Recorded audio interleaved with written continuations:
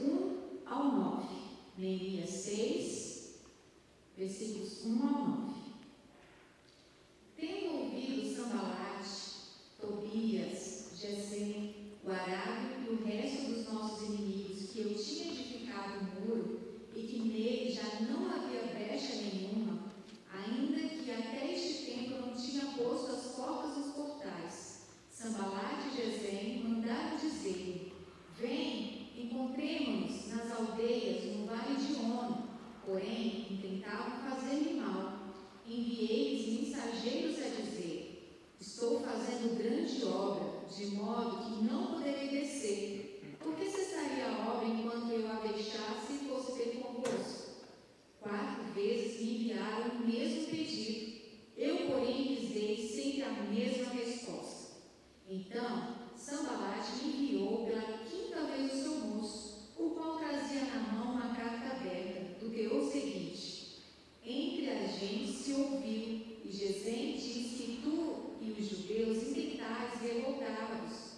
Por isso, reedificas o muro e, segundo se diz, queres ser o rei deles. E puseste profetas para falarem a teu respeito em Jerusalém, dizendo: este é rei de Judá. Ora, o rei ouvirá isso, segundo essas palavras. Vem, pois, agora e consultemos juntamente. Mandei dizer-lhe: de tudo o que dizes, coisa nenhuma sucedeu. Tu, do teu coração é que o inventas, porque todos eles procuravam atemorizar-nos, dizendo: as suas mãos largaram a obra e não se efetuará. Agora, pois, ó Deus, fortalece as minhas mãos. Glória a Deus. E o versículo-chave da nossa lição de hoje também está no livro de Neemias, no capítulo 6, versículo 3. E diz assim: enviei os mensageiros a dizer: estou fazendo grande obra, de modo que não poderei descer. Porque cessaria a obra enquanto eu a deixasse e fosse ter convosco? Neemias 6:3. Amém. Glória a Deus. Irmãos, eu quero chamar aqui o pastor Carlos para nós orarmos pela vida dele nessa manhã. Carlos, obrigada, viu, pela disponibilidade de estar aqui conosco essa manhã. Vamos orar por ele, igreja. Senhor, meu Deus e meu Pai, nós te louvamos, te exaltamos por tua bondade e misericórdia estendida sobre as nossas vidas. Obrigada por esta manhã, que o Senhor nos concede de estarmos aqui, Senhor, reunidos para aprendermos sobre a tua palavra. Queremos te pedir as tuas bênçãos, Senhor, sobre a vida do pastor Carlos, que o Senhor use com autoridade, com sabedoria, com entendimento, que os nossos corações estejam quebrantados e contritos na tua presença, para recebermos o que o Senhor tem a nos falar nesta manhã. Fica conosco, abençoa esta aula, que te oramos, agradecidos no nome santo de Jesus. Amém. Paz, Senhor, igreja. Amém. Ok. É um prazer estar aqui. Louvo a Deus, pensei que ia ser gravada e tive a grata surpresa que estaríamos de volta à igreja. Quem está feliz que está de volta à igreja? Amém. Amém, queridos? Nós que, quando eu digo nós, a grande maioria que foi criado em igreja, como nós, desde pequeno, andando num tempo que existia aqui, correndo aqui num tempo de piso vermelho, nós sentimos muita falta do convívio da igreja, porque praticamente a nossa vida, grande parte dela foi dentro da igreja, e esse novo normal, né, essa situação que estamos vivendo, não é nada interessante. Não tenho nada contra as transmissões, mas nada melhor do que o convívio com os irmãos, sentir o calor humano. Mas graças a Deus isso está acabando. Louva a Deus que logo, logo estaremos todos congregando e louvando o Senhor aqui na igreja. Amém, queridos? Bem, foi proposto esse tema dessa revista, que é interessante. Ao longo da minha vida ministerial, já ministrei muito nesse livro, já preguei bastante sobre a reedificação dos muros, que é uma síntese, é um exemplo da nossa vida cristã, da nossa transformação e principalmente da nossa mudança, quando nós aceitamos o Senhor Jesus e quando entendemos os planos do Senhor para as nossas vidas. Muito bem, a lição de hoje, o título dela é A Visão. E, como vimos aí, já foi lido, né? Mas vamos ler novamente Neemias 6:3.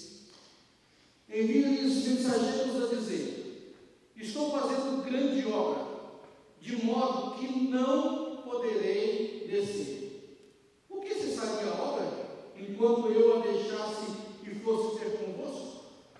Os objetivos dessa missão: mostrar a necessidade da visão na vida cristã, ensinar, de acordo com a Bíblia, que tipo de visão o cristão precisa ter e, finalmente, encorajar os cristãos a buscarem e desenvolverem a visão bíblica. Muito bem, queridos, me senti honrado em falar exatamente nesse texto, que é um texto que eu gosto, que é muito interessante. E nós vimos, se você acompanhou as outras lições, nós vimos que algumas coisas estavam acontecendo há mais ou menos 140 anos, que Jerusalém estava destroçada, ela estava debaixo dos escombros, estava totalmente destruída, o povo estava numa situação lastimável, o templo tinha sido destruído, e o povo tinha sido levado ao cativeiro babilônico.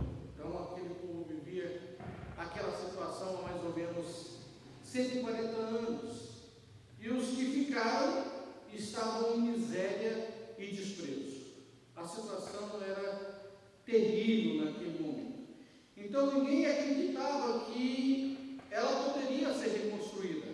Como nós vamos ver ao longo dessa lição, que muitos não acreditam na restauração, na reconstrução de vidas, na restauração de caráter. Muitos não acreditam, mas nós vamos ver que Neemias ouviu a voz do Senhor, acreditou, e como ele diz ali, como é que eu posso parar essa obra? Por que pararia essa obra? Eu tenho uma grande obra a ser feita. Então, ao ser informado da situação, Neemias ora, ele chora, e ele se coloca nas mãos de Deus para a reconstrução daquela cidade, daqueles muros, e nós vamos ver ao longo dessa lição que também é o que eu e você devemos fazer. É o que nós fazemos ao longo da nossa vida. Então ele recebe a autorização do rei e vai para restaurar os muros. Nós vamos ver também nessa lição que ele teve aquilo que eu e você temos todo o tempo na nossa vida cristã: oposição, lutas, barreiras. Então ele sempre teve isso, e nós vamos ver que na obra de Deus, e se você for ver os capítulos anteriores, capítulo 2, versículos de 10 a 19, capítulo 4, no capítulo 8, versículo 12, versículos anteriores aí, vocês vão ver do que nós estamos falando, já foi também tratado nas outras escolas anteriores. Então vamos lá, a introdução. Quando lemos o capítulo 6 de Neemias, a primeira pergunta que vem à nossa mente é: por que ele abdicou de uma situação privilegiada para abraçar uma causa aparentemente, gostaria de colocar isso aparentemente, entre aspas, perdida? O que o levou a colocar as suas próprias mãos no trabalho da reconstrução dos muros de uma cidade em completa ruína? O fato de ele ter visão é certamente a resposta dessa pergunta. Não estamos falando da visão no sentido estrito, percepção do mundo exterior, de um grande projeto. Tendo como base o texto da lição, veremos que a visão adequada nos ajuda a reconhecer e transpor os obstáculos. E eu gostaria de chamar essa visão de foco. Porque visão normal, natural, é isso que nós temos. É a nossa visão. Umas têm uma visão melhor, outra pior, né? Meu caso, sorriu desde nascença, eu tive de transcrever a lição e o estudo e todo o meu preparo com uma folha, com uma letra maior, porque eu tenho dificuldade, porque eu tenho que fazer uma cirurgia, eu tenho dificuldade com letras pequenas. Então a minha visão natural é bem menor do que a grande maioria. Mas nós não estamos falando dessa visão natural. Essa lição está falando essencialmente de visão espiritual.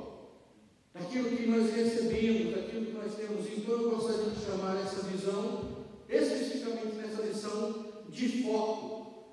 E eu gostaria de, como o escritor aqui tão bem colocou, no final ele diz, a reconhecer e transpor os obstáculos. Nós precisamos de visão para isso. E como exemplo para isso, eu gostaria de usar um texto como Paulo também usava, muito referência ao esporte. Paulo já fazia menção disso, né, dos gregos, das corridas, das maratonas.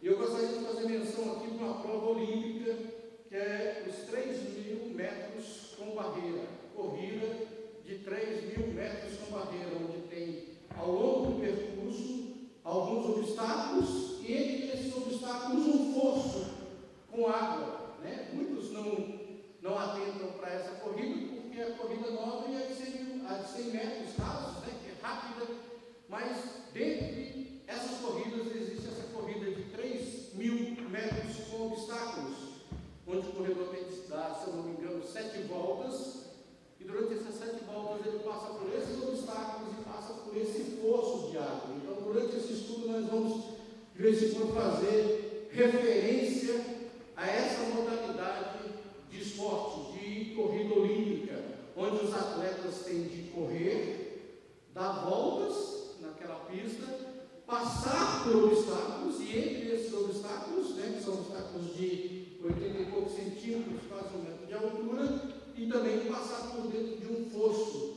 E o escritor dessa lição coloca aqui, que nos ajuda a reconhecer e transpor os obstáculos.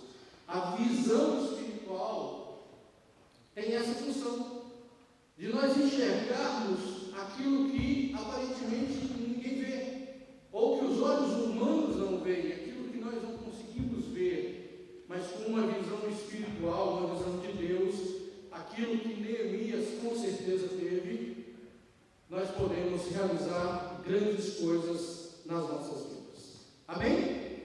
Então, quando lemos o capítulo 6, meninos, a primeira pergunta que vem é: por quê?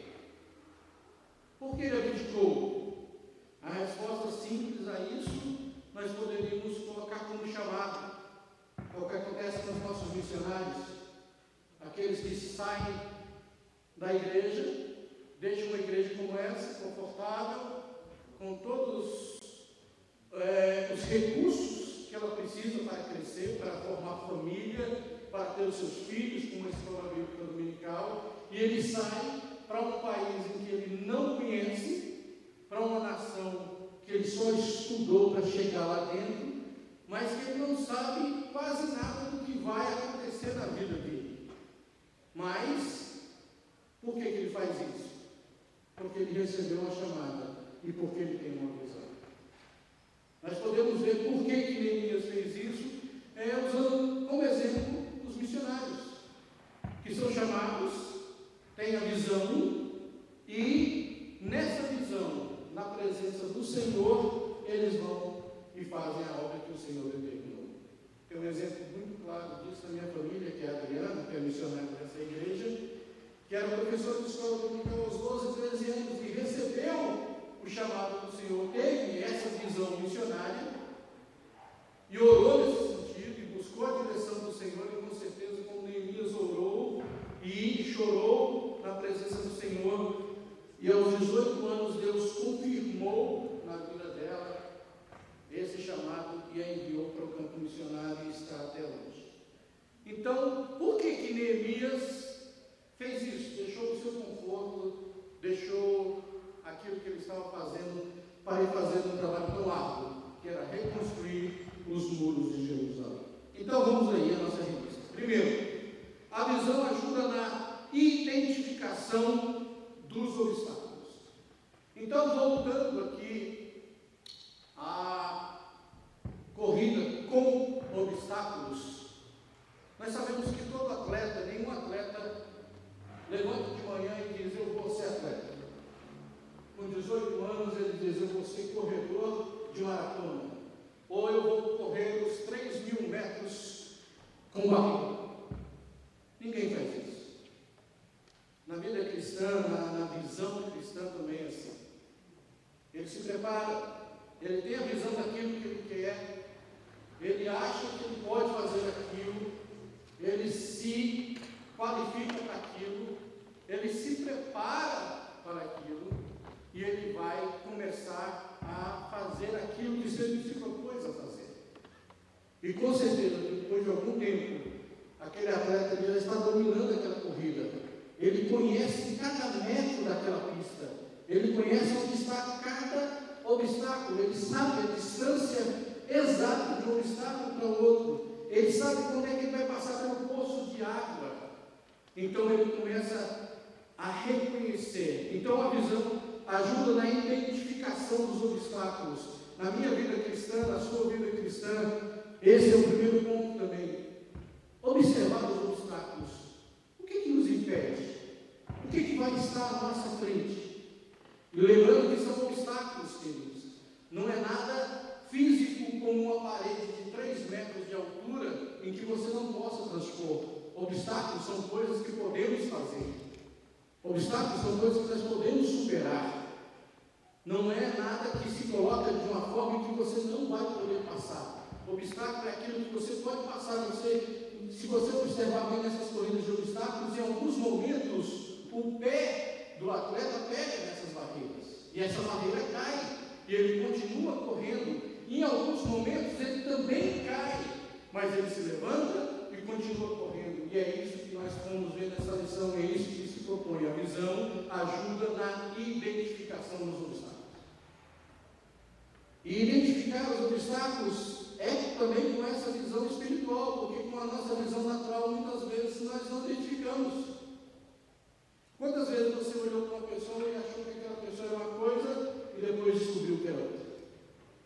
Quantas vezes você olhou para uma situação e pensou que era de um jeito e depois você foi ver com olhos espirituais, depois de orar e perceber que você foi ver que aquilo não tinha nada a ver com o que você tinha visto, porque antes você tinha visto com olhos carnais, humanos, agora você está vendo com olhos espirituais. Então a visão ajuda na identificação dos obstáculos.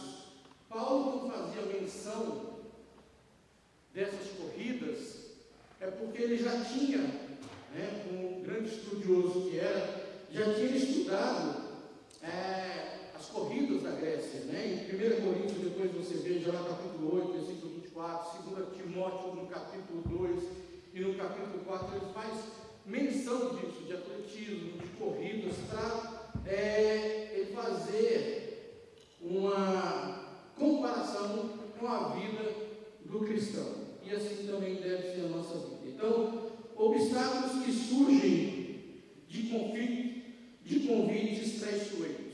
Primeiro ponto aí. Isso é muito interessante porque isso nós podemos ver na nossa vida de adolescentes, de jovens, quando estamos na escola, na faculdade, e que muitas vezes começam a aparecer obstáculos que vêm de convites traiçoeiros.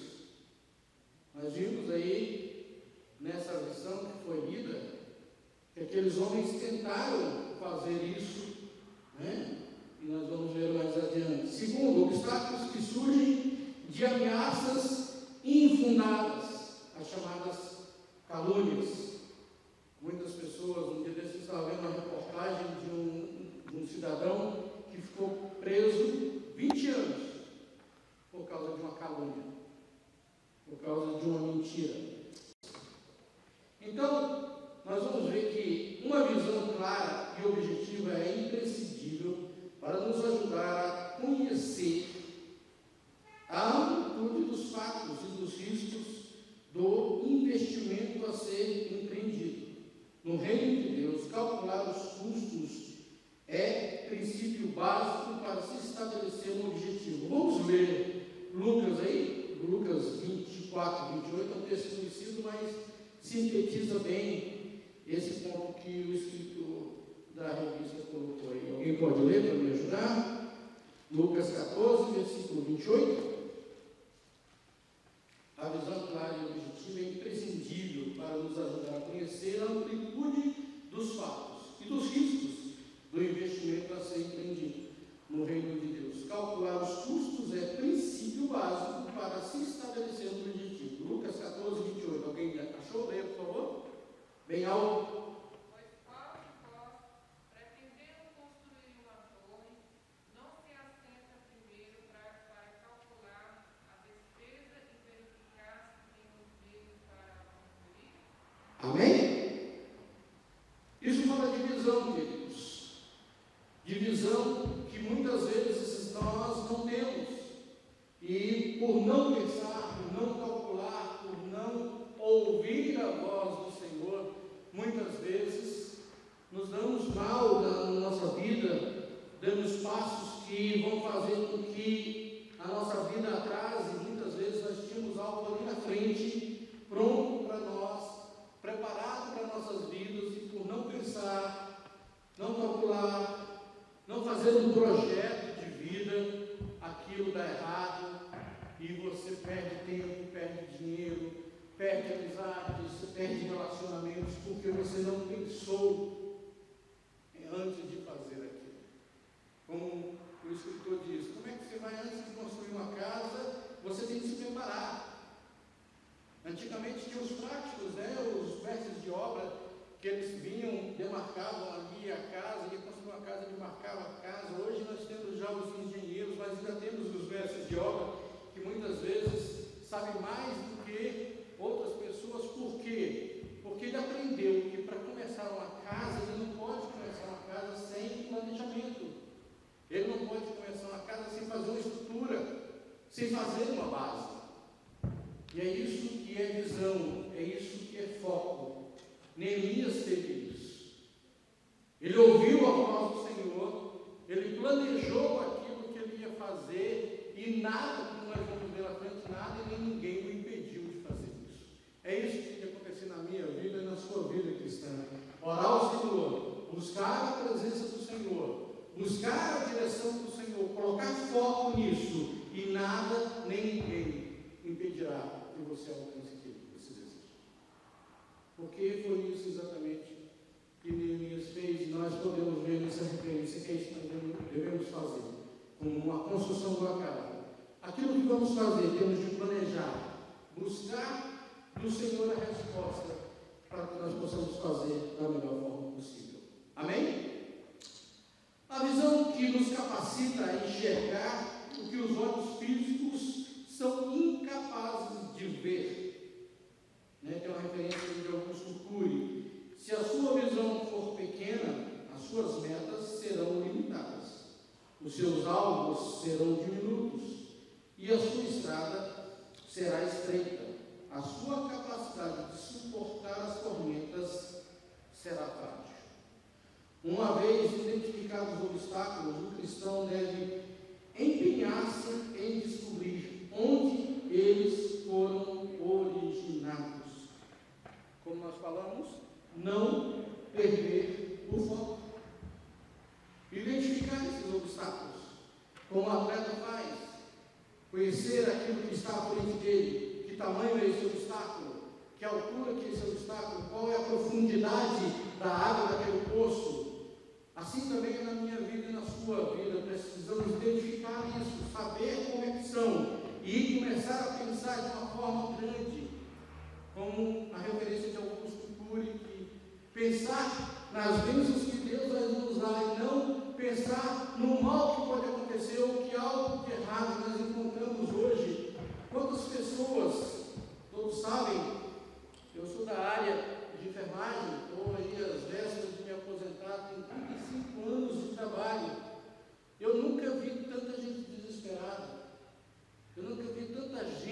sem fé, sem esperança por causa dessa pandemia. E muitas vezes nós vemos que isso é falta de ter aplicado na sua fé, de ter colocado na sua fé uma base, uma estrutura para suportar essas dificuldades que viriam. Quantas vezes nós encontramos pessoas, até cristãs, que diante da morte se desesperam, não sabendo que isso faz parte da vida, não sabendo que isso faz parte do alicerce que nós temos que preparar, que sabemos que nós temos uma vida após essa vida. Mas eu nunca vi, queridos, nesses meus 35 anos de trabalho ali no hospital, tantas pessoas desiludidas, desesperadas por causa dessa pandemia, e alguns cristãos, porque não prepararam a base, não prepararam uma estrutura, não tiveram uma visão de saber que Deus é um Deus que cuida de todas as coisas, que o Deus é um Deus que já nos garantiu que 1000 pode cair ao nosso lado, 10.000 do outro, nós não seríamos atingidos. E de que se de alguma maneira, em algum momento formos atingidos, Ele está conosco. Ele estaria conosco. Então nós podemos ver que muitas vezes as pessoas se deixam levar pelas situações, se deixam levar por momentos que acontecem e se desesperam, quando a palavra do Senhor nos manda confiar nele. Foi isso que Neemias fez. Orar e confiar. Foi exatamente isso que Neemias fez. Ele orou e confiou e foi avante no seu objetivo. Amém? Vamos aí, obstáculos que surgem de convites traiçoeiros, está em versículos 1 e 2. A igreja contemporânea, deixa eu ficar de olho aqui no tempo. A igreja contemporânea precisa perpetuar a visão dada por Deus, já que o sistema adotado pela sociedade moderna visa a busca desempenhada pelo bem-estar pessoal. Isso é muito interessante, queridos, porque nós que, voltando aqui aos velhos, né? Os velhos aqui que estão aí na igreja há alguns anos, que conheceu essa igreja aqui quando era aqui ainda, né? Ou quando depois foi para ali, e agora estamos aqui, então são fases, né? Eu passei por essas fases, alguns já chegaram naquela fase naquele outro tempo, e outros já chegaram na fase desse tempo, mas passamos por fases. Eu me lembro claramente, queridos, claramente assim, a minha mãe vinha com aquela rede de filho, eram 7 na época, depois ainda veio mais um, e botava todo mundo no banco, meu pai nem era crente, e só ela cuidava da gente, e sentava ali na escola bíblica dominical, não tinha classe, porque não tinha sala, era tudo classe única, e nós ficávamos ali ouvindo a palavra do Senhor, e crescemos assim na presença do Senhor, ouvindo e entendendo a palavra do Senhor. E via como era interessante vir à igreja, como diz o salmista, alegrei-me quando me disseram, vamos à casa do Senhor. E hoje nós vemos que pessoas têm todas as condições, todas as oportunidades, todos os confortos, tudo à mão. Uma revista bíblica preparada por especialistas, por homens e mulheres que se dedicam ao estudo. E nesse mundo contemporâneo, eles nem sequer se preocupam em vir à igreja. Porque isso faz parte desse momento pós-moderno, nesse período agora, né, contemporâneo que vivemos, em que as pessoas têm todas as facilidades do mundo, tem todas as condições de servir ao Senhor, mas as coisas do mundo os atraem muito mais do que as coisas do Senhor. Pessoas que deixam de vir à casa do Senhor para ir para um shopping. Pessoas que deixam de vir à casa do Senhor para ir fazer uma confraternização com amigos. Então, nesse momento, a igreja contemporânea precisa perpetuar a visão dada por Deus, já que o sistema adotado pela sociedade moderna visa a busca desempenhada pelo bem-estar. Todo mundo hoje quer estar bem, né? Pessoas aí que querem ter 2, 3 carros na garagem, querem ter o seu conforto pessoal, e nós podemos ver que Neemias fez exatamente o contrário. Ele deixou tudo que ele tinha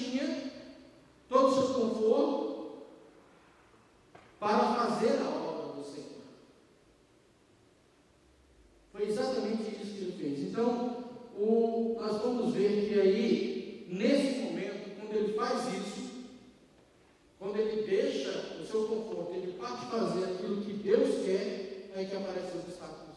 Assim é na nossa vida. Quando estamos numa vida aí, sem preocupação, sem compromisso com as coisas de Deus, sem envolvimento com as coisas do Senhor, o inimigo não vai fazer nada. Em momento nenhum ele vai se levantar, em momento nenhum ele vai tentar fazer o que aqueles homens tentaram fazer. Por quê? Porque está tudo bom para ele, está tudo confortável, porque quanto mais o crente se sente confortável na sua vida social, mais distante da presença do Senhor está. Então o inimigo não vai ter trabalho, nem vai ter que se preocupar com essas pessoas. Mas foi exatamente ao contrário disso que Neemias fez. Entretanto, como igreja, fazemos parte de um só corpo, por isso precisamos investir tempo para observar o que se passa com o irmão ao nosso lado. Sanbalat, Tobias e Gesem possuíam a mesma visão que o mundo de hoje tem. Os seus objetivos contrariavam os de Deus. E tudo o que queriam era impedir o avanço da obra que beneficiaria os judeus. Então, esses três homens aí fazem o papel do inimigo, como trazendo para as nossas vidas hoje.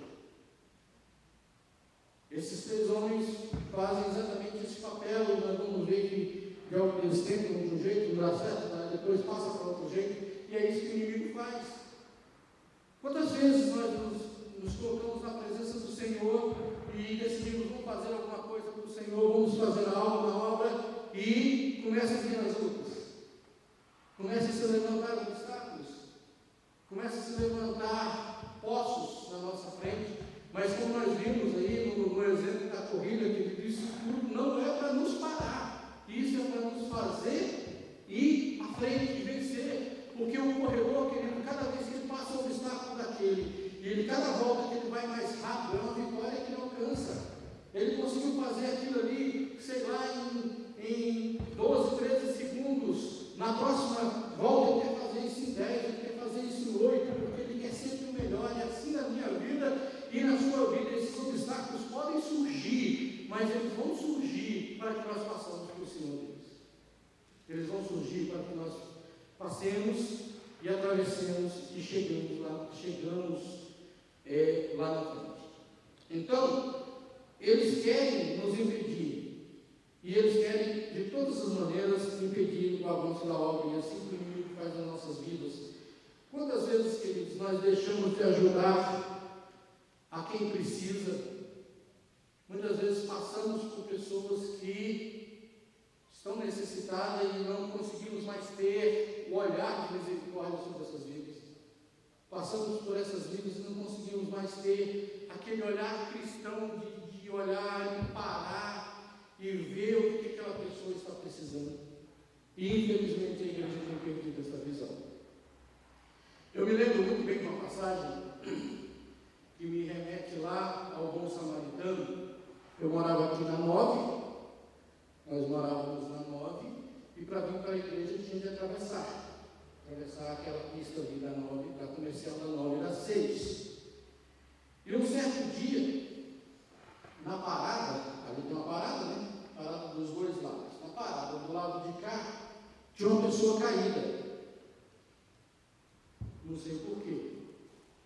E como a gente conhecia as pessoas ali, sempre e tal, e passou, né? Atravessou a pista, atravessaram a pista algumas pessoas. E dentre elas eu observei, eu estava perto, porque tinha uma barra, meu pai tinha uma barraquinha do lado da parada. Quem conheceu meu pai aqui sabe disso. Logo que ele aposentou, ele colocou essa barraquinha ali, então, antes de vir para a escola, a gente estava ali ajudando meu pai. E eu observei, já era um jovem, eu acho, não sei se estava casado, acho que não. E eu observei aquilo ali, naquele momento passaram muitas pessoas, e entre elas passou um presbítero daqui. Eu conhecia, e esse presbítero passou direto. E depois passou um outro obreiro de outra igreja, não era daqui.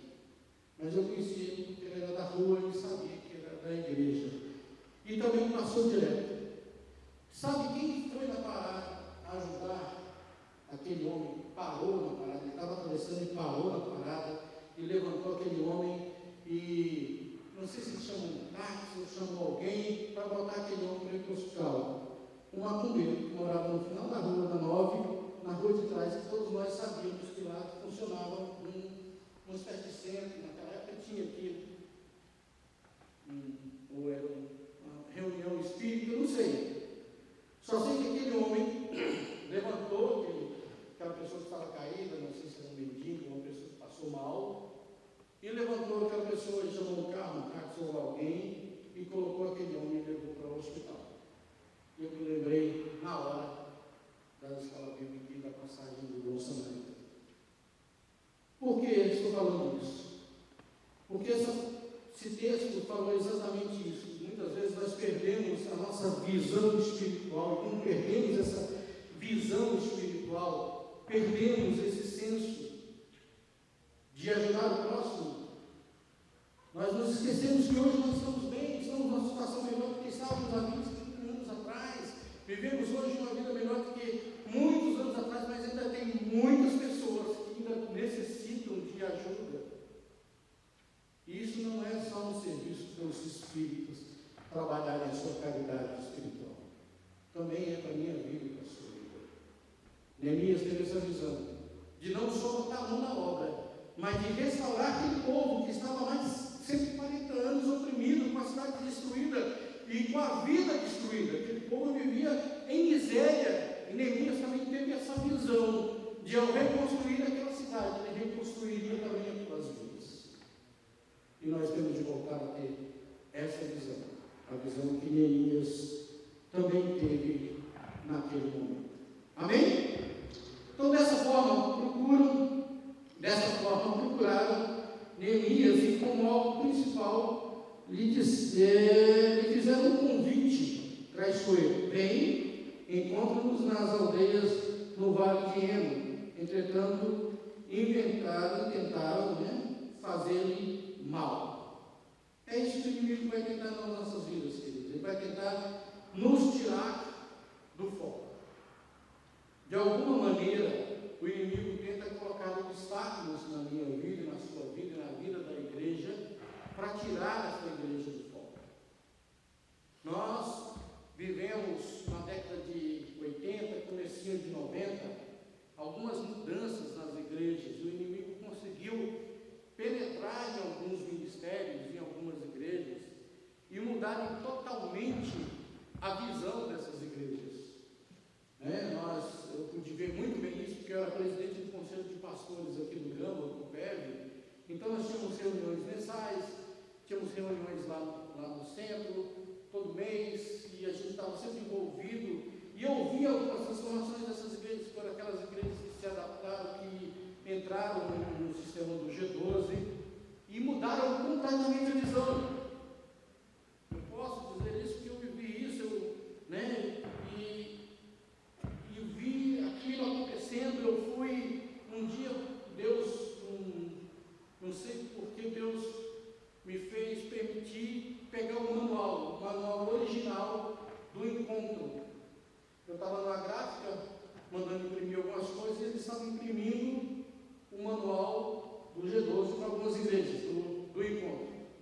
Eu falei para o cara da gráfica: de quem é isso aí? Ele falou: pastor tal.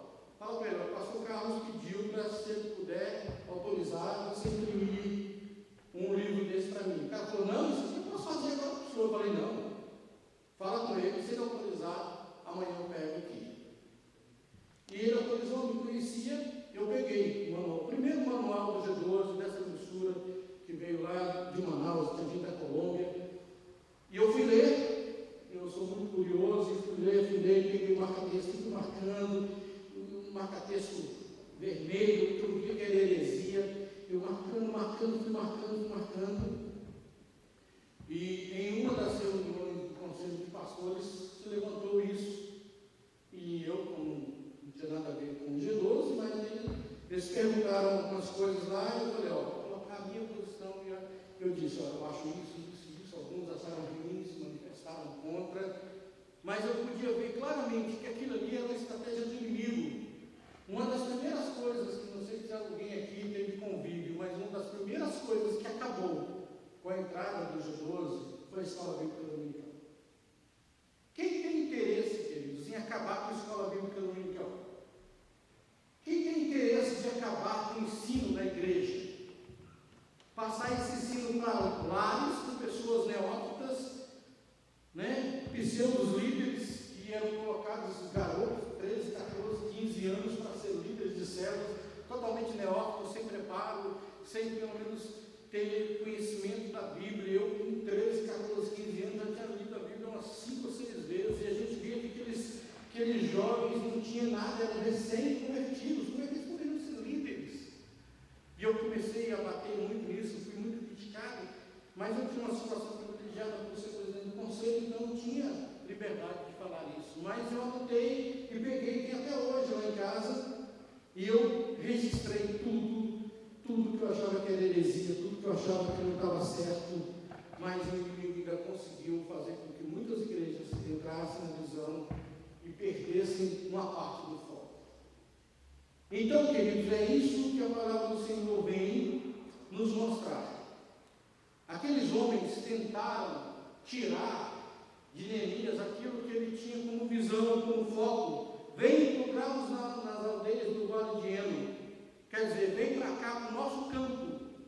Vem para a nossa área, que aqui a gente consegue dominar, aqui a gente vai conseguir te matar. E é isso que o inimigo faz. Ele te tira da sua área, ele tira você da sua área de conforto, ele tira você do seu local e tenta te levar para o local dele, porque ali ele tem vantagem. Mas Neemias, graças a Deus, não caiu nessa conversa. E é isso que nós, como cristãos, temos de fazer. Não deixarmos o inimigo nos levar a essas situações. Amém? Nessas referências que eu usei e busquei, eu me lembrei também, na Grécia Antiga, onde começavam os primeiros jogos, tinha o que seria a maratona, que hoje é de 40 e poucos quilômetros. Eles tinham uma maratona lá, não me lembro, não me recordo agora quantos quilômetros, mas eles tinham uma maratona na Grécia Antiga, e Paulo ele faz referência exatamente disso.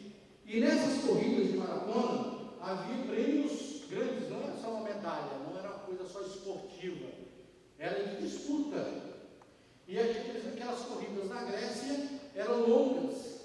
E o que os inimigos faziam? O que as pessoas que queriam se aproveitar de alguma maneira faziam? Por exemplo, o camarada lá estava correndo e ele colocava um amigo, um parente, alguém dele para jogar moedas de ouro no meio do caminho, na frente das pessoas que estavam correndo. E com isso a pessoa via aquela moeda de ouro, na Grécia Antiga, uma moeda de ouro valia muito, mas não valia tanto quanto o prêmio que eles estavam esperando. E ele jogava essas moedas, e aquelas pessoas se abaixavam, se distraíam, paravam de correr para pegar aquela moeda, e o que vinha atrás passava e ganhava a corrida. Foi isso que o inimigo tentou fazer com Neemias. Ele tentou distrair Neemias de uma maneira que ele parasse para buscar algo, enquanto o inimigo vencesse. É isso que o inimigo faz com as nossas vidas. Eu conheço muitas pessoas que se abaixaram por causa de moedas de ouro e hoje não conseguem mais voltar ao caminho. Pessoas que sucumbiram aos bens materiais, aos desejos desse mundo, às coisas desse mundo, e esqueceram-se da visão, esqueceram daquilo que Deus já tinha determinado, já tinha dado para ele, como visão, como estratégia para ele alcançar a vitória, mas sucumbiram por causa de moedas jogadas no meio do caminho. Então, em síntese, não gaste as suas energias com essas coisas, nem com críticas, porque uma moeda pode ser uma crítica, uma moeda pode ser um comentário maldoso, uma moeda pode ser uma mulher fora do casamento, um homem fora do casamento. Tudo isso pode ser moeda, que pode fazer com que você perca a visão, e perdendo a visão, você perde o objetivo, e perdendo o objetivo, você perde a sua salvação. Concentre-se no que Deus acha de você. Nós temos pessoas que se preocupam muito com o que as pessoas acham dela. Pessoas se preocupam demais com o que as pessoas vão falar dela, daquilo outro. Não se preocupem com isso, queridos. Foco no Senhor. Foco na palavra.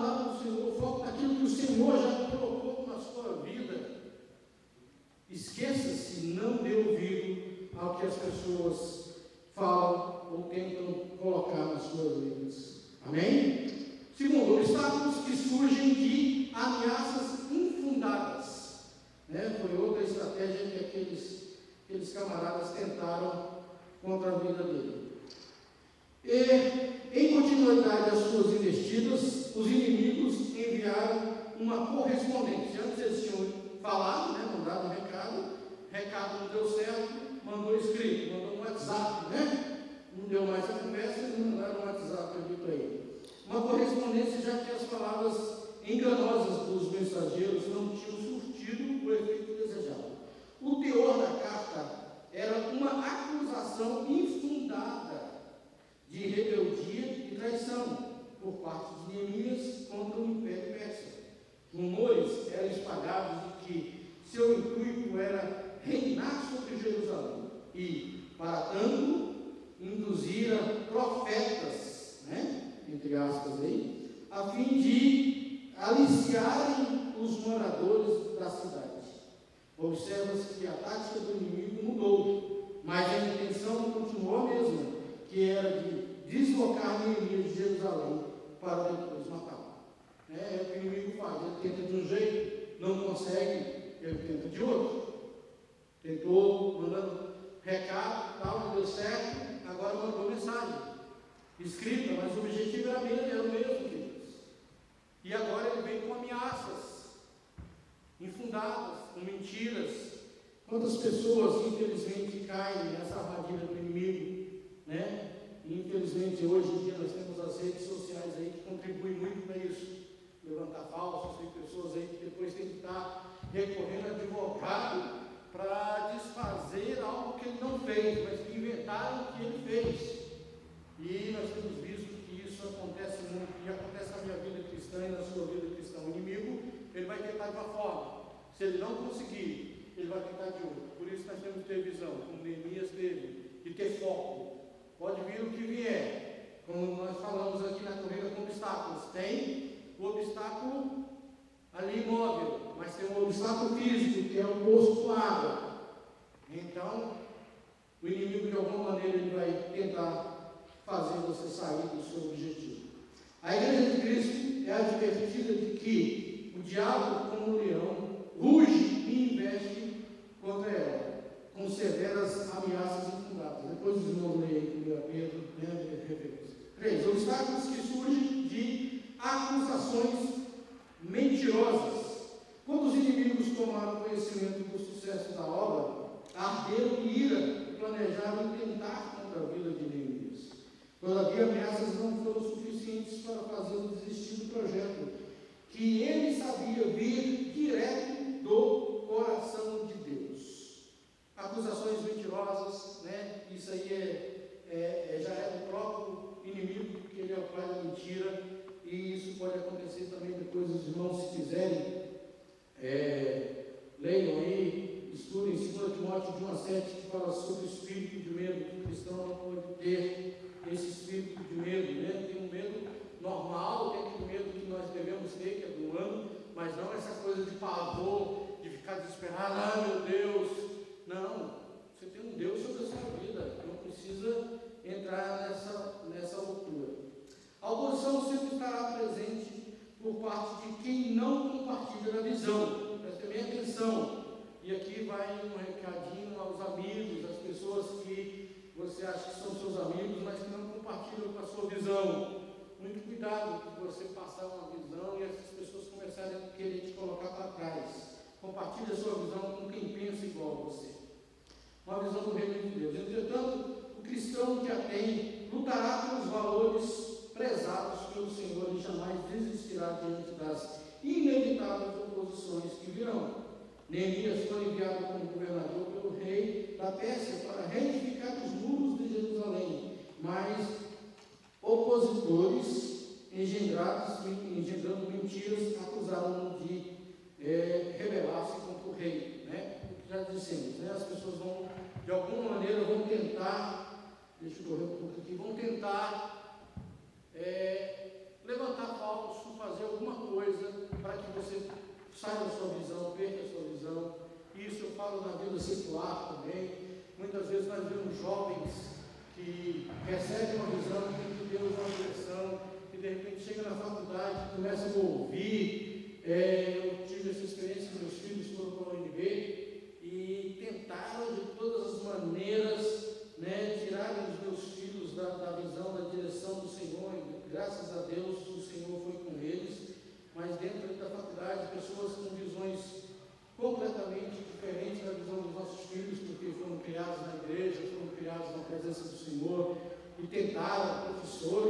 tentaram colocar filosofias humanas, mas graças a Deus eles permaneceram firmes. E assim também na nossa vida, vão tentar de todas as maneiras nos tirar do foco, tirar o foco que Deus já colocou nas nossas vidas, colocando coisas que não são do Senhor. Vamos então para a segunda parte, de correr um pouquinho. A visão ajuda na transposição dos obstáculos, voltando, lembrando, fazendo referência novamente à corrida com obstáculos. O caminho do cristão é trilhado por fé. As suas realizações são incrementadas pela visão que possui. Pois leiam Atos 26, 19. Bons líderes recebem de Deus essa capacidade de enxergar mais além e abraçam-na com paixão, conduzindo-as sem descanso até a sua concretização. Qualquer impedimento sem objetivo definido torna-se vulnerável e insustentável e suscetível a vontades estranhas, visto que sem ele o cristão não pode administrar nem a própria vida, quanto mais auxiliar aos outros. Somente por meio de uma conscientização clara e uma fé inabalável pode-se levar a efeito a vontade de Deus. A fé é, na verdade, uma percepção das coisas que não veem, Clássico texto de Hebreus 11, que todos conhecem, depois vamos ler. Dessa forma, veremos a seguir 3 passos importantes na transposição dos obstáculos. Então, a visão ajuda a transpor os obstáculos. E como nós já dissemos, são muitos obstáculos que vão surgir. Alguns jovens, alguns físicos, alguns espirituais, alguns humanos, mas eles vão surgir. E o escritor nos dá aí essas 3 coisas. Primeiro, pela determinação, é o que eu chamei no começo de foco, de você ter a visão, receber do Senhor, tudo na sua vida espiritual, humana, familiar, você ter um foco e você colocar isso. Eu coloco isso muito quando eu falo para a família, para casais, sobre a criação de filhos. Quando eu coloquei na minha mente, disse para minha esposa, nós vamos criar os nossos filhos assim. Eles vão ser corrigidos assim, assim e assim. O mundo pode dizer isso, os psicólogos, os professores, mas nós vamos criar os nossos filhos como a Bíblia diz que devemos criar os nossos filhos. Colocamos isso como objetivo, como foco e fizemos isso. Lógico que há 20 anos atrás era bem mais fácil que hoje. Nós temos hoje a invasão do mundo aí pelas casas, mas o cristão tem que aprender que tem que ter foco. E tem que receber do Senhor a visão objetiva e fazer com que essa visão aconteça na vida familiar, espiritual, bem profissional, não importa. Amém? Então, pela determinação, foco, versículos 3 e 4. Não faltam oportunidades, ofertas ou convites para desviar a atenção dos cristãos. O mundo vive à beira de um caos, onde as pessoas não têm mais a quem recorrer. Também, dentro das igrejas, são muitos os que vivem em situação de ruína espiritual e emocional, esperando por ajuda de alguém, a fim de reconstruir os seus muros danificados. Não é momento para darmos atenção a qualquer coisa que a obra de Deus e o bem-estar de seus irmãos era. Vamos voltar. A qualquer coisa, a obra de Deus e o bem-estar dos seus irmãos era a prioridade da sua missão, como podemos ver na sua resposta determinada. Estou fazendo uma grande obra de modo que não poderei descer. Essa resposta ela dá a mim e a você também a resposta para as nossas vidas, de dizer, de encarar o mundo, de encarar a vida, as situações, de dizer, não, eu estou fazendo a obra do Senhor, eu estou fazendo um grande trabalho pelo Senhor, não vou descer, não vou sair do meu objetivo. Firmar os pés nisso e fazer com que a sua vida siga. Foi isso que Neemias fez. Ele repetiu isso 4 vezes. E você repita 4, 5, 6, 10 vezes para o inimigo. Quando você levantar sobre a sua vida, Deus já me deu uma grande obra. Deus já me deu a visão. E eu vou permanecer nessa visão, eu vou ter foco. E diga isso ao inimigo quantas vezes quiser. E você vai ver que o inimigo não vai conseguir vitória sobre a sua vida. Amém? B, o 2, pela convicção, versículo 8. Nada há de maior grandeza do que a tarefa designada por Deus ao cristão. A importância dada por Neemias à reconstrução dos muros deriva de uma visão que ultrapassa aquilo que podem enxergar os olhos humanos. É aquilo que nós falamos sobre visão espiritual.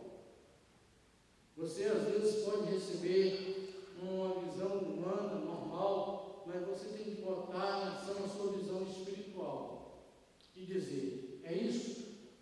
Eu posso fazer isso? É isso que Deus quer para a minha vida?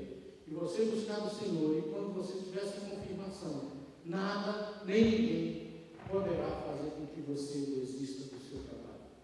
Foi exatamente isso que Neemias fez. Quando ele se propôs, botou no seu coração, recebeu de Deus, botou no seu coração, colocou como foco, como direção, ele fez isso. E assim é na minha vida e na sua vida. Queridos, eu, na minha vida, tanto pessoal como espiritual, ministerial, como obreiro, depois presbítero, pastor, em alguns momentos eu recebi essa visão e não tive esse cuidado de buscar uma visão espiritual e acabei pagando caro. Mas pelas misericórdias do Senhor, logo depois, o Senhor restaurou. Mas isso faz parte da minha vida, da sua vida. Somos humanos, somos falhos, mas é aí que aprendemos. O inimigo vai se levantar de várias formas, ele tem várias caras, mas nós devemos buscar do Senhor a direção e a sabedoria para saber que Ele pode fazer muito mais. Amém? Então, a importância de uma visão que ultrapassa aquilo que pode enxergar os olhos humanos. Pode parecer pouco significativa a contribuição de cada indivíduo diante da gama de problemas que destroem a fé de muitos. Porém, cada membro do corpo de Cristo deve amar-se com a verdade de que está envolvida numa grande obra. Essa é a convicção que deve ocupar a mente do servo de Deus, quando decidir enganjar-se no trabalho, jamais deixando até terminar-o por completo. Então, irmãos, receba de Deus, coloque um objetivo, foque nesse objetivo e nada nem ninguém vai impedir. Pode até tentar, mas não vão conseguir vencer. 3. Pela força do Senhor, versículo 9. De certa forma, o medo torna-se benefício quando na dose certa. É aquilo que nós falamos, o medo ele faz parte da nossa vida, ele só não pode se transformar em pânico, não pode ser uma coisa doente. Medo é uma coisa natural. Faz-nos lembrar de que não somos autossuficientes e por isso precisamos da força que vem do alto. Assim fez Neemias, expondo diante de Deus tudo o que lhe estava acontecendo e pedindo que o Senhor fortalecesse nas suas mãos.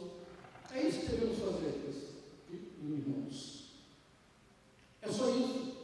Eu aprendi muito isso com minha mãe, crescendo ali com ela na igreja, na presença do Senhor, e às vezes com muita dificuldade, por meu pai não ser cristão, e nas grandes lutas, nas grandes dificuldades, ela falava: vamos orar, vamos buscar no Senhor. Agora, nesse mundo pós-moderno que nós vivemos, nessa modernidade que nós vivemos, nós tentamos fazer as coisas pelos nossos mãos, pelas nossas vontades. E muitas vezes nos esquecemos de buscar o Senhor. E Ele está ali. Ele falou: eu vou deixar aqui o Espírito Santo para isso. Intercedam. E foi isso que Neemias fez, expondo diante de Deus tudo o que lhe estava acontecendo e pedindo que o Senhor o fortalecesse as suas mãos. Esse é um notável exemplo de alguém que trabalha sobre a dependência de Deus. Aliás, no seu livro, por 11 vezes, encontramos registros dos seus momentos de oração e intercessão, evidenciando a característica do servo, consciente de que a fé e a oração operam juntas na realização de uma visão clara e objetiva da vontade divina. Como diz Efésios 6,10, fortalecei-vos no Senhor e na força do seu poder. É isso, filhos. Lutas podem vir tribulações, perseguições, mas a palavra do Senhor nos garante que Ele nos livra de todas. É a palavra do Senhor. Então devemos fazer como Neemias fez: buscar esse socorro no Senhor. Buscar no Senhor, porque só Ele é que pode fazer isso. Então vamos à conclusão. Como igreja estabelecida por Cristo na terra, os cristãos funcionados por Deus não podem excusar-se da responsabilidade que têm para com os que estão dentro do reino e também para com os que de fora. É possível que ao mesmo lado tenha alguém vivendo, é possível que ao mesmo ao seu lado tenha alguém vivendo em ruínas, exposto, desprotegido, esperando ajuda para reconstruir a vida destroçada pelos anos em cativeiro espiritual e emocional. Todavia, é imprescindível que adquiramos uma visão adequada da obra a ser realizada. Como podemos enxergar as necessidades do nosso próximo, se não adquirirmos a de Jesus, que, ao desembarcar, viu uma grande multidão e compadeceu-se deles, como está lá em Marcos 6:34.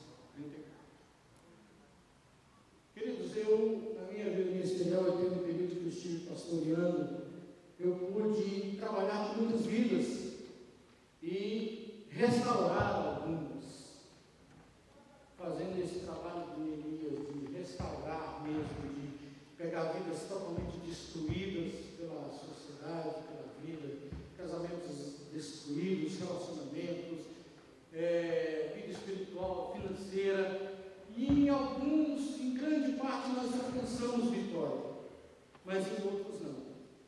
Porque, infelizmente, alguns não davam ouvidos àquilo que nós falávamos, não atentavam para aquilo que nós dizíamos, as orientações que dávamos, e, infelizmente, perderam totalmente o rumo. Eu tenho um exemplo claro de um moço que era funcionário do Banco Central e chegou para mim no gabinete uma vez e disse: pastor, eu vou pedir demissão voluntária.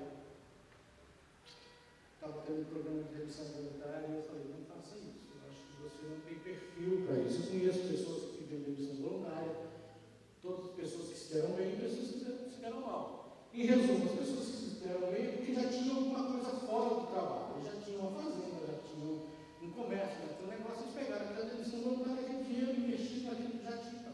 Ele não tinha nada disso. Eu falei: olha, você não tem perfil para isso. Não faça isso, espere, daqui uns 10 anos você está aposentado. Eu falei: não, mas por que eu vou botar um negócio, vou botar isso para você? Não tem perfil para o negócio. E ficamos semanas orando, e infelizmente, para resumir, ele pediu demissão voluntária. Depois de um certo tempo, a esposa deixou ele perdeu, e para resumir a história, hoje ele está sem casa e trabalhando de frentista de imposto de gasolina. O cara que era técnico do Banco Central, hoje estaria ganhando, sei lá, 22, 25 mil reais. Isso é só um exemplo de pessoas que dão ouvidos à voz do Senhor e pessoas que não dão ouvidos à voz do Senhor. Pessoas que buscam a orientação do Senhor e pessoas que não buscam a orientação do Senhor ou que não dão ouvidos à orientação do Senhor.